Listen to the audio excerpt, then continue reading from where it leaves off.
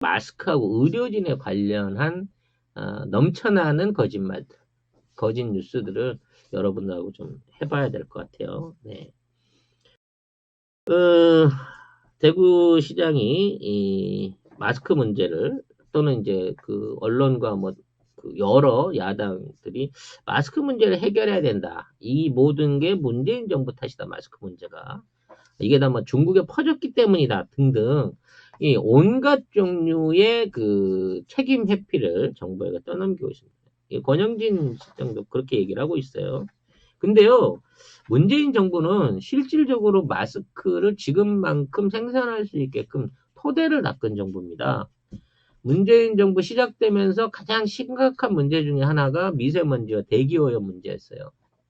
그래서 그 당시 2016년도까지만 하더라도 이 마스크의 검사 기관이 이 전국에 한 개밖에 없었습니다. 한 군데밖에 없었기 때문에 그 한 군데에서 이제 마스크 검정 인증을 거쳐가지고 그 새로운 마스크에 대한 규격 내지는 이제 검증을 해주는데 7, 8개월 정도 시간이 걸렸다 그래요. 그래서 이러한 기관들을 7개로 늘렸습니다. 그러니까 이제 우리나라가 이제 마스크 관리를 물론 식약청에서 하는 직접적 의료용 마스크가 있습니다만 일반 서민들이 이 실생활에서 활용할 수 있는 마스크들 품질을 강화하기 위해서 코리안 필터 KF라고 하는 인증 제도를 들였고 그 인증 제도를 맞춰서 이제 생산할 수 있게끔 기준을 만들다 보니까 이 인증을 빨리 검사해서 해줄 수 있는 업체들이 필요했던 거예요. 그래서 이거를 이제 여러 그 민간 기관이나 공적 기관을 확대해서 7개로 늘리게 됐고 이렇게 되면서 20개밖에 없었던 2016년도에 20개밖에 없었던 공장을 4년 만에 137개로 늘렸습니다. 현재 우리나라가 생산할 수 있는 마스크의 생산 능력이 1,500만 개라 그래요. 풀로 돌리면 1,500만 개까지 매일 만들 수 있을 정도의 생산 능력을 갖추고 있다고 하는데 이건 문재인 정부가 장려해서 이게 만들어진 겁니다. 그리고 이마만큼의 이제 마스크를 생산하는 업체들은요, 대한민국 물량만 보고 이 마스크 생산을 못 합니다. 사실 요 얘기는 조금 제 얘기인데, 제 친구 하나가 전주에서 그 생리대 공장을 했었어요. 근데, 워낙 그 대기업체하고 경쟁이 어렵고 그래가지고 저한테 중국에 물건을 팔아달라 그랬는데 제가 못 팔아줬어요. 그 당시 워낙 이제 사드나 뭐 이런 게 엄중해가지고 그 친구가 이제 재작년인가 야 우리 그 미세먼지도 심한데 그냥 우리 마스크 공장으로 전환을 하면 어떨까 생각한다 그래서 이런 미친 새끼 마스크 1년에 몇 달 쓴다고 마스크 공장을 해 그냥 꾸준하게 생리대 공장 해 라고 얘기를 했던 적이 있는데 정말 그 친구한테 미안한 상황이 돼버린 거죠. 아무튼 그 당시부터 마스크 공장으로 전환하는 공장들이 많이 생기면서 이제 수출을 전제로 한 이 KF 코리안 필터 마스크들이 엄청나게 생겨나고 확보하게 된 겁니다. 마스크 대란이 그러니까 일어나든 안 일어나든 그 이전에도요, 꾸준하게 1,000만 개 정도의 마스크는 거의 매일 생산이 되고 있었습니다. 이렇게 생산된 마스크들이 전부 다 중국으로 갔다라고 얘기를 하는데요. 오히려 중국에서 사태가 터지자마자 중국에서 이제 공적으로 수입할 수 있는 마스크들을 알아보기 위해서 국내로 브로커들이 들어오기 시작하면서 국내에 있는 마스크들이 일종의 가수요가 일어나기 시작했어요. 그러니까 올 때 막 1,000만 장을 주세요, 3,000만 장을 주세요 하고 얘기를 하고 옵니다만 공장의 특성상 어느 한 공장이 뭐 그렇게 많은 물량을 소화할 수가 없습니다. 지금 137개 공장들이 생산할 수 있는 월 한도가 글쎄 한 100만 개 이쪽 저쪽이라고 봐야 맞는 거예요. 근데 이걸 갖다가 예를 들어 1,000만 개 오다가 들어온다고 했을 때 어디서 1,000만 개가 있어 덜컥 줄 수 있습니까?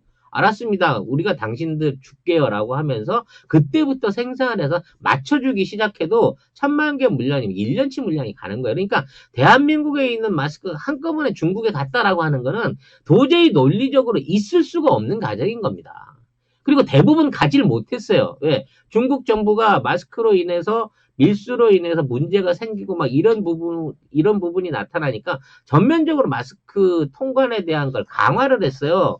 그렇기 때문에 한국에서 갖고 들어가는 마스크에 대한 통관 절차가 굉장히 까다로워졌고, 그랬기 때문에 그게 못 들어가서 국내에 중국 사람 물건인데 국내에 지금 유치되어 있는 마스크가 수백만 장이 넘습니다.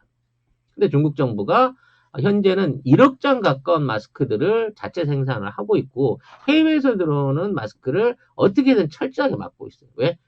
중국 제품에 대한 그 신뢰를 떨어뜨린다 그래서 오히려 마스크를 안 받는 입장이라는 겁니다. 지금 중국은요, 마스크가 품귀 현상이 어느 정도 사라졌어요. 품질은 뭐 어떻다고 말하기 그렇지만 어찌됐거나 1억 장 이상을 뽑아내고 있는 상황이라는 거죠. 그래서 중요한 건 그겁니다. 지금 생산되는 마스크 중에 해외로 넘어갔다고 하는 물량 10%도 안 돼요. 총량 중에. 그리고 그 나머지 물량들은 다 어디에 있냐면 가정에 50장, 100장씩 이렇게 쟁여놓고 계신 분들도 꽤 많기도 하지만 엄청난 업자들이 이거를 투기를 하기 위해서 매점 매석을 하고 있다는 거예요. 공적 마스크로 50%를 원가로 해가지고 내 공급을 해라라고 얘기하는 순간 공적 마스크로 물량을 안 뺏기기 위해서 숨겨놓은 마스크들이 엄청나게 풀리고 있더란 얘기예요. 단속이 시작되자마자 400만 개를 가까이 숨겨놓은 업체가 단속이 됐습니다. 400만 개면요, 정말 어마어마한 물량이에요. 국내에서 생산되는 총량의 하루 총량의 절반에 가까운 양이 나오고 있다는 얘기죠. 약국이나 이런 데서도 마스크를 못 구하다가 갑자기 도매상들이 마스크를 원가에 줄 테니까 대량을 사주십시오라고 하는 거래가 속출하고 있다고 하고, 인터넷 중고나라를 통해 가지고 막 3배, 4배 가격이 아닌 1배나 뭐 2배 정도 가격에 이거를 팔려고 하는 사람들이 막 나오고 있는 거예요. 중국에 밀반출을 하려다가 들켜서 세관에 압류되어 있는 것도 70만 장이 넘고요. 경북 지역에서만 100만 개 이상을 비축한 업체를 적발해내기도 했다는 겁니다. 정부는 이러한 폭리를 취하려고 하는 업체, 이미 폭리를 취했던 업체까지 찾아내가지고 철저하게 처벌하겠다라고 하는 의지를 밝히고 있습니다. 그러니까 결과적으로는 물건은 있는데 이 물건을 누군가가 싸 쥐고 앉아가지고 악의적으로 돈 벌어 먹으려고 하기 때문에 이게 품귀 현상이 일어나는 거라는 거예요.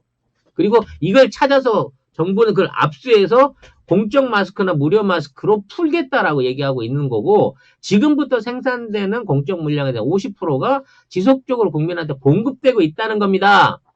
지금 실제로 500만 장 이상이 꾸준하게 공급되고 있어요. 이 정도 공급량이면 마스크 부족 현상 일어날 수가 없는 거죠. 아나바다 돌려쓰기만 한다고 치면, 네? 열흘이면 국민들한테 돌아갈 수 있는 마스크들이 전부 공급돼야 맞다는 겁니다. 저는 이런 사례를 언제인지 모르겠는데 계란 파동 때 한번 본 적이 있어요.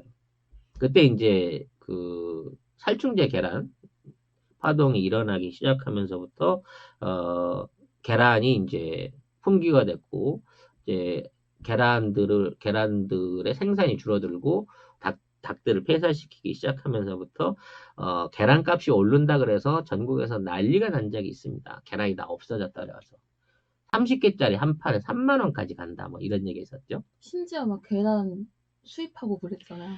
그랬죠. 그래서 그 당시 정부가 뉴질랜드를 비롯한 청정구역에서 계란을 수입해 오겠다라고 해서 롯데마트를 통해서 한 판당 10,000원에 팔겠다고 공적 공급 계획을 내놨습니다.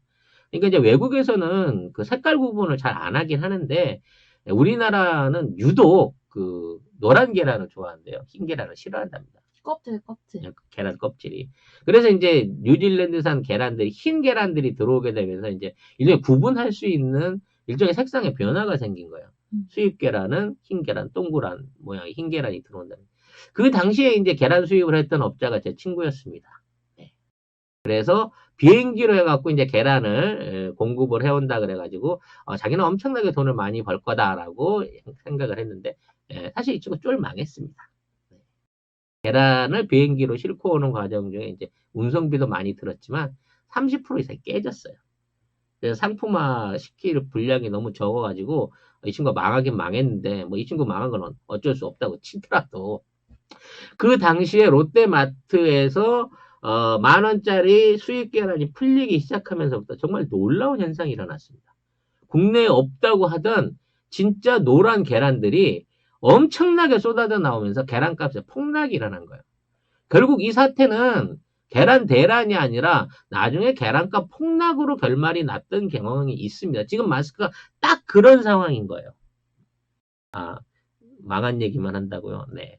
흥한 얘기는 여러분이 별로 재미없어 하잖아요. 이런 얘기도 있어요. 친구 또 아무튼 지금 이런 마스크가 없는 게 이제 마스크의 일부적 부족 현상이에요. 사실 대구를 제외하고는 지금 마스크 부족 현상은 거의 없습니다. 근데 최근에 종편에 약국 앞에 막 줄을 서갖고 있는 시민들이 인터뷰하는 종편을 봤어요. 나 이거 100% 조작 드라마라고 봤습니다. 일단 약국에 줄을 서서 마스크를 산다는 것 자체가 좀 문제가 있는 게 뭐냐면요. 약국은 마스크 물량을 많이 안 가져다 놓습니다. 약국이 무슨 마스크 팔아서 얼마나 남는다고 평상시에 마스크를 몇 장이나 놓겠어요. 사실 마스크는 마트나 양판점 이런 데 가서 이 대량 구매가 가능한 건지 원래 약국에 마스크가 몇 개 없었습니다. 더군다나 약국은 특성상 의료용품을 취급하는 거기 때문에 정해진 도매상을 통해 가지고 검증된 마스크만을 팔아야 됩니다. 그러니까 생산 기간이라든지 검증받았던 인증이 있는 기관을 통해서 공급을 받아야 되기 때문에 원래 약국을 통해서 구하려면 물량이 늘 없는 거예요. 그래서 약국에서 마스크의 대량 유통이 사실상 불가능한 책입니다. 근데 약국에 가서 마스크가 없다라고 말하지만 바로 옆에 편의점 가서 바로 옆에 다이소 가세요. 얼마든지 있단 말이에요. 근데 그런 마스크조차 없다라고 거짓말하는 겁니다.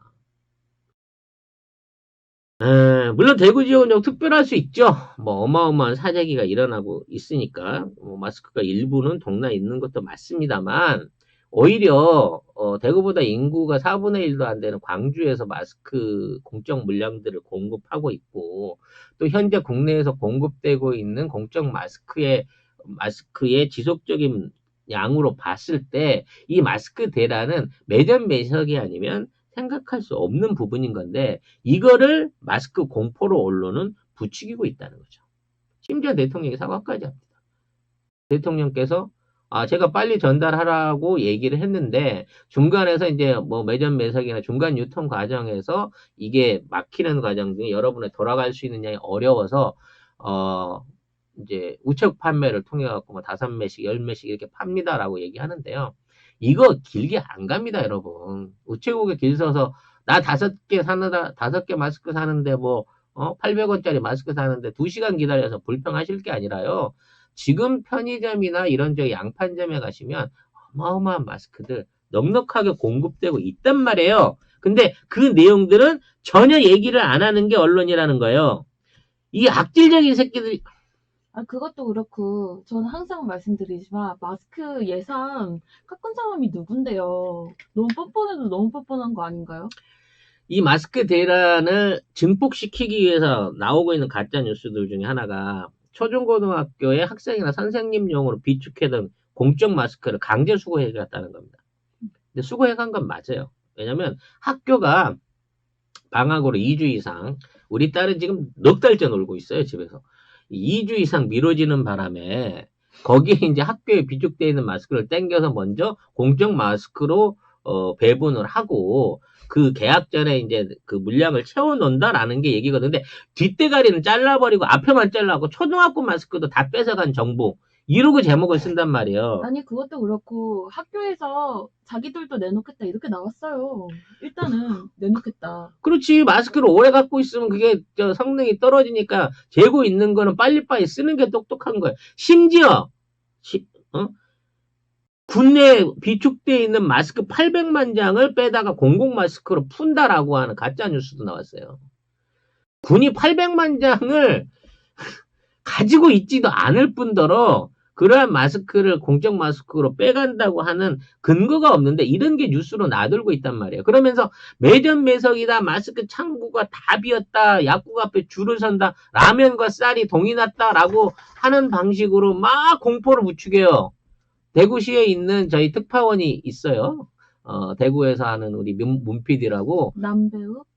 남배우는 요즘 대구 잘 안 가요. 근데 이 문PD라고 그 유튜브 방송하는 친구가 있는데요. 그쪽에 가갖고 물어보면 매점 매석 일어나고 있는 상황 없다는 거예요. 네. 일부, 그러니까 원래 이게 매장이 작은데 떨어지는 건 있죠. 비축량이 적어서 떨어지는 건 있지만 요즘 시절이 어느 시절인데 대구에서 라면을 250만 사람들이 100박스를 산다고 쳐봐요. 전국에 있는 유통물량, 아니, 많이 사세요. 그러고 계속 갖다 채워넣을 수 있는 게 우리나라 수준인 거야. 어디, 어디 말도 안 되는 공포 심리를 조성하기가 이따위 가짜 기사들을 써내놓고 이걸 정부 까는 데다가 이용해 먹냐고.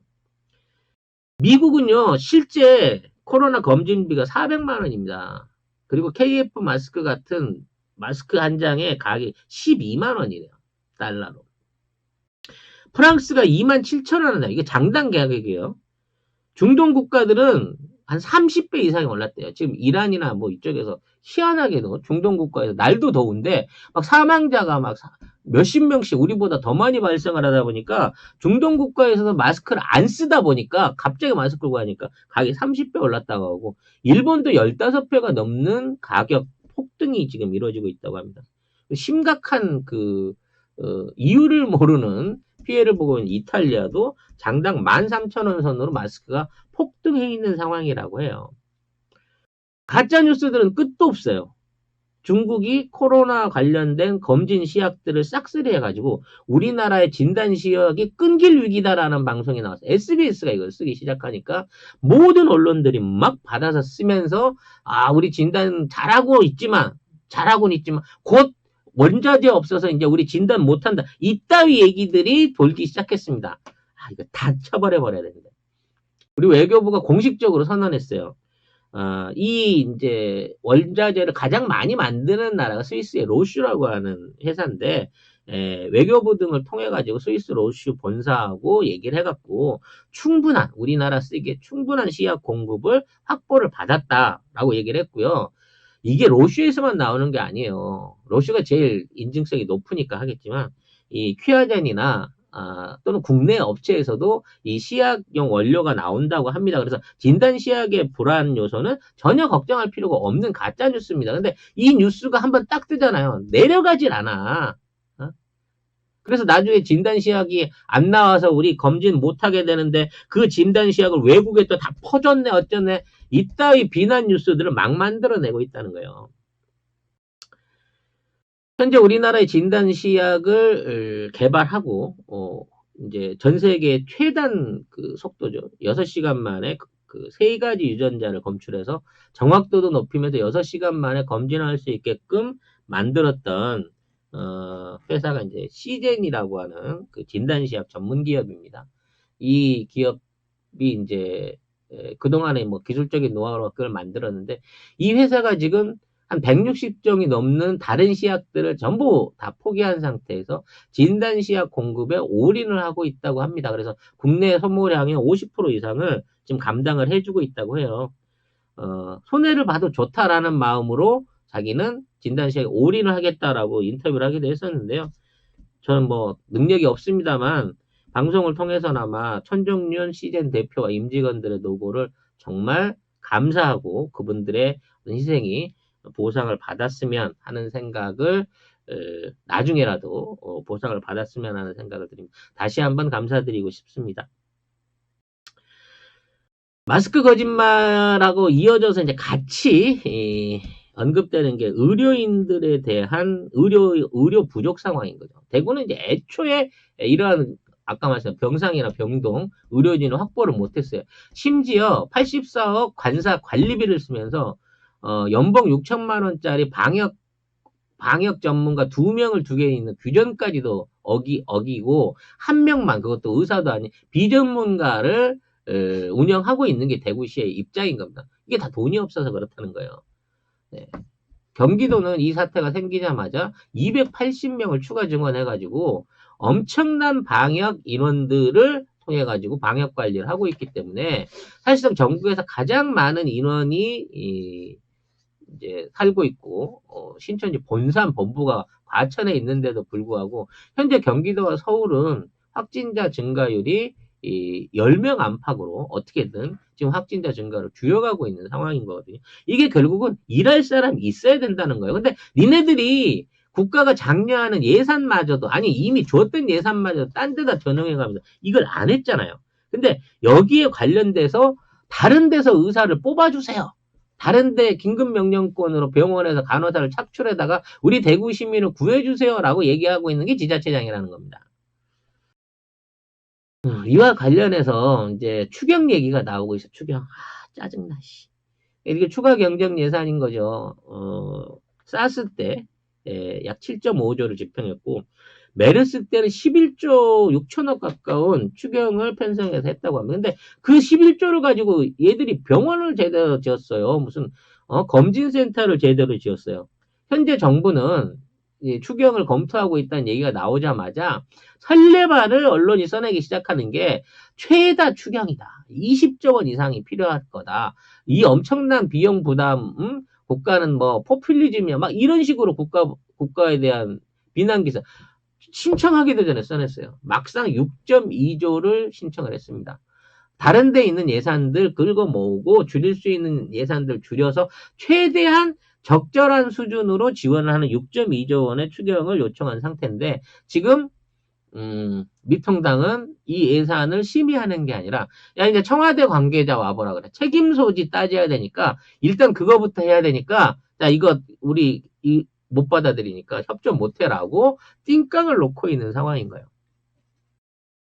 과거에 메르스 사태 때 민주당이 야당으로 있었을 때는 문재인 당대표가 정부가 지금 이 사태를 해결할 수 있도록 이거 빨리 해결해 줘라 그래갖고 18일 만에 그 추경 예산에 대한 승인을 국회에서 끝내준 바가 있어요. 근데 지금 하고 있는 이놈들의 짓거리는 일단 뭐 지원 여부는 둘째로 치고 원래는 추경 안 된다고 황교안이 버티고 나가려고 그랬거든. 근데 여론이 너무 안 좋은 거야. 그리고 자꾸 이걸로 갖고 하게 되면 과거에 자기들하고 비교가 되다 보니까 지원을 하겠다라고 발표를 해놨고 지금은 정쟁을 하고 있는 상황이라는 거죠. 이 예산들을 그중에 이제 2조 원을 집중적으로 이제 쓰겠다라고 하는데 이게 지금 하고 병원을 짓거나 무슨 뭐 의료 설비를 수입하거나 이런 뭐 진단 시약을 사들이거나 이런 류의 투자가 아니에요. 지금 들어가려고 하는 거는 지금 긴급적으로 편성한 추경 중에 2조 원을 중소기업 소상공인을 위한 특례 보증제도 보증비로 내놓겠다는 겁니다. 그게 지금 이 코로나 사태 때문에 장사를 못하고 지금 휴업 상태에 어려운 사람들한테 여기에 대한 지원을 하기 위한 긴급 대책을 먼저 준비를 하고 있다는 거예요. 과거에는 병 터지고 난 다음에 지들이 간섭할 수 없는 상황이다. 300만 원 감염돼야지 움직일 거 아니냐. 이따위로 얘기했던 박근혜 정부 때는 나중에 추경을 받아갖고도 사후 약방문으로 써버리는 바람에 그 다음번에 방역 대책에 대한 준비조차를 못했어요. 그래서 문재인 대통령이 감염 예방병원을 만들겠다고 하는 게 선거공약이 될 수밖에 없었다는 겁니다. 11조를 들여서 아무것도 해놓은 게 없는 애들이 그 당시 박근혜 정부였는데 지금 와서 이거를 정쟁으로 삼고 있다고 하는 거예요. 일단 사과부터 하라는 겁니다. 그래서 사과했어요. 마스크 공급 늦어서 죄송하다고. 하지만 이 정부는 이 추경에 대한 편성으로 운영하는 대책 자체가 다르다는 겁니다. 생계를 위협받고 있는 사람들, 그리고 월급을 못 받고 있는 중소기업자들, 이런 사람들을 위한 보증이라든지 자금 지원이라든지 인건비 지원 같은 것들을 해주는 데다 우선적으로 하겠다는 거예요. 가라앉혀져 있는 대한민국의 경제에 가장 취약한 고리를 먼저 하는데 이 돈이 들어가야 된다라고 얘기를 하고 있는 겁니다. 당시 2015년에 그래 알았어 보미 작가 너도 포함이야. 왜 저렇게 티를 내고 그래. 2015년에 메르스 초동 대응을 할 때 복지부에서 그러니까 이건 국가 예산이 아니라 복지부에서 5천억을 급하게 달라 그랬어요. 왜냐면 그 당시 방역복도 없었고 검진 시약이라든지 치료 설비가 너무 없었기 때문에 복지부가 먼저 5천억을 정부에 요구를 했단 말이에요. 근데 그 당시 새누리당이 이 감염 전문 병원과 병상을 늘리는데 들어가는 돈으로 갈 이 5천억 원 비용의 절반을 삭감을 해버린 거예요. 그래서 민주당이 삭감하면 안 된다. 전액 집행을 해갖고 지금이라도 병원을 늘려서 2차, 3차 또 내년을 위한 대비를 해야 된다. 오히려 이게 역전돼 있는 정쟁을 했던 그러한 기록이 지금도 남아 있습니다. 당시 박근혜 정부가 발표했던 국가안전처, 말 그대로 지들이 그 컨트롤 타워가 없다 그랬잖아요. 총리도 나 아니다 그랬고, 대통령도 청와대도 나 아니다 그래서 국가안전처가 컨트롤 타워를 맡으면서 했던 발표 내용이 있어요. 메르스가 급속적으로 확대되고 있는 과정에서 언론에 발표를 안 해서 한국의 신인도가 위험하다, 한국의 위험 정도를 알 수가 없다라고 외국 언론이 비판할 그 당시에 신종플루 같은 경우를 봤을 때 300만 명 이상이 감염됐을 때 중대본을 가동했다. 신종플루 기억나시나요? 이명박 때였죠. 2009년에. 네. 263명이라고 어마어마한 사망자를 냈고 실제 실감염됐던 사람이 50여만 명, 57만 명 가까이 됐는데 그 당시 추산으로 그 당시에도 아무런 대책이 없어서 타미플루 먹고 마스크 쓰고 다니고 알아서 방역하세요라고 해갖고 국민들이 스스로 이겨냈던 게 그 신종플루였어요. 그 당시에 300만 명 이상 감염됐을 때 중대본이 가동됐다. 그러니까 지금은 중대본 가동할 단계가 아니다라는 발표를 그 당시 국가안전처가 했었다는 거예요. 이런 정보를 해왔던 애들이 미통당인데 이들이 지금 하고 있는 짓거리가 뭐냔 말이죠. 엊그제입니다. 이게 실제 있었던 얘기입니다. 미통당 안에서 최고위원 회의가 있었어요. 그 최고위원 회의 중에 회의 내용들이 녹취가 돼가지고 이게 돌발 영상으로 보도가 됐습니다. 그 내용이 뭔지 아십니까? 자, 지금이 찬스니까 이것만 잘 유지해 나가면 되니까 이거 잘해보자고 라고 하는 게 최고위원회 회의에서 참석자에 의해서 발언이 된 거예요. 이 코로나 사태가 지들한테는 찬스라는 겁니다. 근데 그거는 지금 좀 논란이 있죠. 잘못 들은. 아니, 그 당시에 분명히 그런 얘기가 있었고, 그 내용들이 방송을 탔고, 자막까지 그대로 해설돼서 올라갔는데, 그 방송 자체가 없어졌어요. 하지만 유튜브나 SNS에 가서 올려져 있습니다. 지금의 코로나 사태를 찬스라고 얘기하는 미통당, 그들이 과거에 어떠한 방식으로 국가적인 재난에 대처를 했는지를 여러분들이 비교해서 생각을 해야 된다는 거예요. 이런 와중에 또 여기서 가짜뉴스 사진 그러니까 포스. 이게 지금 돌발 영상 쪽에서 잘못 들은 거다라는 얘기가 있어요. 분노가 찼으니까 이렇게 들은 거예요. 뭐 그 얘기는 뭐 나중에 뭐 사실로 밝혀진다고 하면 내가 사과를 할게요. 미통당 최고위원 어떤 사람이 그런 얘기를 했는지 과연 이런 얘기를 한 적이 없다라고 고소 고발을 하면 제가 기꺼이 그 고발에 응하도록 하겠습니다. 하지만 그러한 내용이 TV 방송을 통해서 타고 이거를 들었던 사람들과 이 방송을 기억하는 사람이 있다는 것을 반드시 기억해야 될 겁니다. 이 와중에 가짜뉴스 성행하고 있어요. 네. 우리 이 노원구가 나온 관정 중에 한 분이시죠. 네. 안철수 씨가 의료 봉사를 하고 계시다. 라고 해서 계명대에서 이러한 이제 사진들을 찍어서 올렸습니다. 이게 첫날 사진이고 둘째 날에 이제 뭐 검진복을 다 입은 사진인데 이 사진을 보고 논란이 많아요. 논란이. 무슨 논란이 많을까요, 여러분? 이 사진에 이상한 점 발견하실 수 있으신 분? 네. 옷이 흠뻑 젖었잖아요. 그죠? 옷이 흠뻑 젖었는데 얼굴이 하나도 안 젖었다는 거죠. 이해가 되십니까? 닦았을 수도 있죠. 실제 근무를 하신 분들은요. 일단 이 안전띠 때문에 머리에 저렇게 그 고글 때문에 흔적이 생기고 옷만 젖는 게 아니라 머리에서 바지까지 흠뻑 다 젖어요. 근데 이 아저씨는 얼마나 얼굴이 뽀송뽀송하신지 몰라. 네. 기본적으로 조작 사진이다라고 의심을 할 수밖에 없는 너무 뽀송뽀송한 상태를 갖고 계시죠. 네. 그냥 환자 진료하는 모습이 찍혔으면 최고인데 왜 벗었나?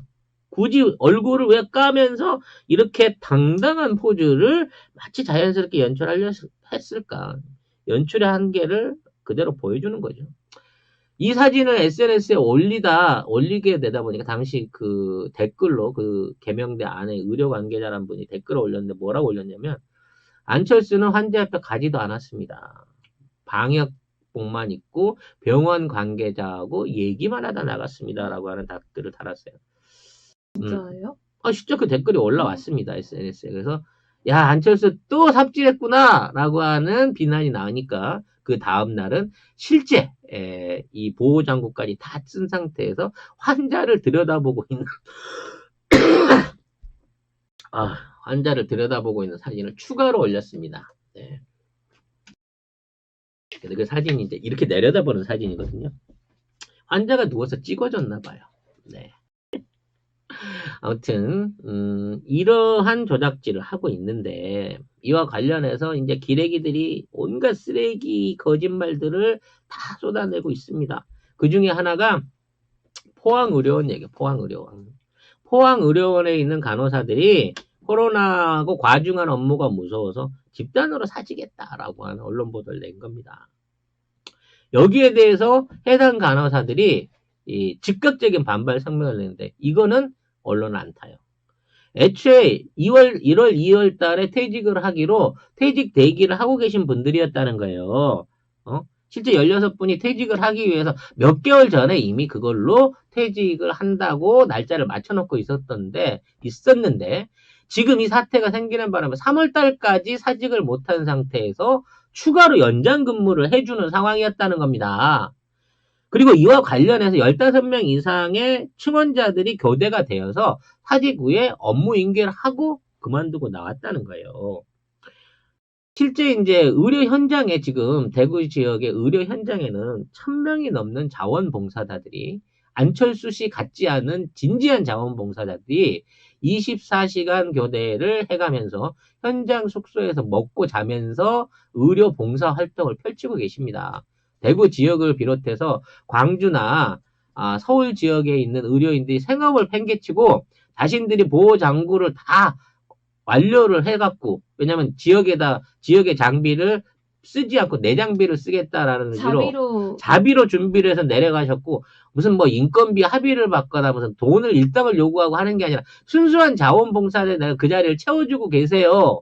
이런 분들을 위해서 이런 분들의 이제 애로점이 이 간호사가 부족하다는 부분인데 이 간호사들은 의사에 비해서 이제 아무래도 수입이라든지 직장의 어떤 연관성 때문에 쉽게 증원되기가 힘들어서 질병관리본부에서도 간호사 증원에서 500명 이상의 증원관리사를 선발을 마쳤고 심지어 신임 간호장교들까지도 대구로 파견해서 대구 군병원을 통해서든지 또는 뭐 현장 파견을 통해서든지 대구인들을 돕기 위한 노력을 하고 있습니다. 네, 수료하자마자 투입됐다고 하더라고요. 네, 대통령이 먼저 가서 저기를 했는데 보내는 마음이 얼마나 아련했을까 싶어요. 그리고 전국에 구급차 운전하시는 분들이 실제 구급차를 몰고 대구 지역에서 이송을 위해서 그러니까 치료를 위해서 이송받아야 될 환자들을 지원해주기 위해서 자비로 현장에 모여가지고 지원을 하고 있습니다. 소방대원들도 전국에서 이제 대구로 다 몰리고 있죠. 대구 시민 여러분, 정부 욕하지 마세요. 신천지 욕을 하세요. 정부는 우리 국민들은 대구를 버리지 않았습니다. 대구 시민들을 응원하고 대구 시민들을 돕기 위해서 자발적으로 내려가서 현지에서 여러분들을 구하기 위해서 노력하고 있습니다. 우리는 같은 국민이니까요. 이러한 자원봉사자들의 노력을 알고 이러한 부분들이 부각돼서 우리가 이 위기 극복을 하고 있다라고 기사를 써내도 부족한 우리의 기레기들이 지금 있는 상황을 왜곡해가지고 정부를 욕하고 국민과 지역민들을 분할시키고 그 책임을 정치적인 논리로 몰아가는 짓거리를 하고 있는데 우리가 거기에 똑같이 딸려 들어가서 되겠습니까? 특히나 대구에 살고 계신 대구 시민분들께서 이제 3월 2일을 계기로 해서요. 우리 질병관리본부는 코로나19의 대응 방침으로 이제 그동안의 봉쇄 전략, 그러니까 추가적으로 대구 지역에서 더 이상의 확진자가 퍼져나가지 않게 했던, 봉쇄란 말은 아주 그 무슨 아주 뭐 끔찍한 용어로 그 생각하시는데, 코로나 병원균에 대한 봉쇄 전략에서 피해 최소화 전략으로 전환을 했습니다. 중증 환자를 통해 가지고 중증 환자들을 집중적으로 안전하게, 그러니까 노약자들이라든지 지병이 있으신 분들을 안전하게 하고, 경증 환자들은 경증 환자대로 구분해 가지고 좀 더 소프트한 치료를 통해서 효율성을 높이는 방향으로 지금까지 의료 대책을 전환한 거예요. 이건 뭐냐면 지금 6만 명 넘게 해 보니까 경증 환자 안에 사망률이 거의 제로에 가깝고 유병자들이 아니면 괜찮다는 거예요. 그리고 대구 지역에 있는 7만 명 가까운 신천지 환자들의 95%를 이미 진단을 마쳤습니다. 사실 이것도 저는 특혜라고 생각해요. 일반 증상이 있으신 시민들보다